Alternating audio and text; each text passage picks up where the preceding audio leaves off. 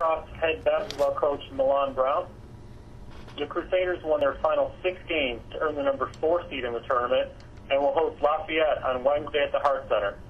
Holy Cross is 15-13 overall and 9-5 in the Patriot League. Coach Brown, an opening statement, please. Oh yeah, well we're excited. As the coaches have already said, it's an exciting time of year. Once you get to those one-and-done situations, it's always exciting. Just because you want to see how good you can possibly be at this point in time, and also just like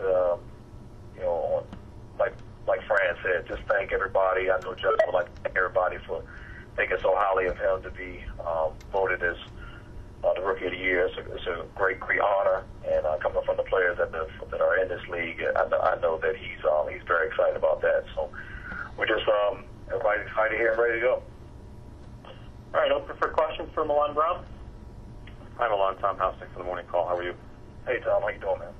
Not too bad. Can you talk about the turning point in this season? Was there a particular game or a practice or something where you just feel like things turned around, that they got what you've been preaching for the last couple of years? No, I don't think it was a particular game. I think it was a couple of events that just led up to it when we were in the 4-game losing streak. Obviously, 3 of those 4 in our league were on the road, and at that particular time, we weren't a good road team at all, and so it didn't make life any easier trying to right the ship. But I think just continuing to preach and stay with the same message was helpful.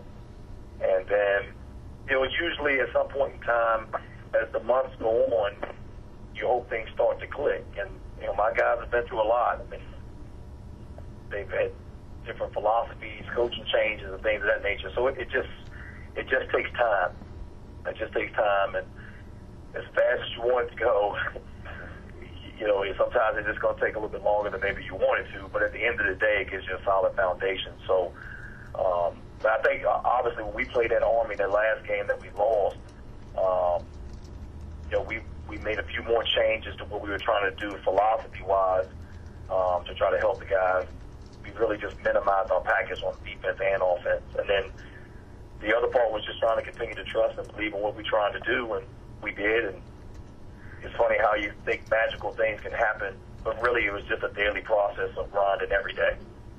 Anything else for Holy Cross head coach Milan Brown? Milan, it's Tom Housing again. I'll ask another question about Justin's development. Obviously, that's putting a lot on a freshman as a point guard. Just talk about his development and the way he came along this year. Yeah, I think he's done a good job. He obviously had a lot of weight on his shoulders coming in, playing as I would consider, not just because I played the position, but it's the hardest position in basketball to play. He has so much responsibility as far as on the offensive end and the defensive end. So anytime you put all that weight on a freshman, you hope that he can stand up to the pressure.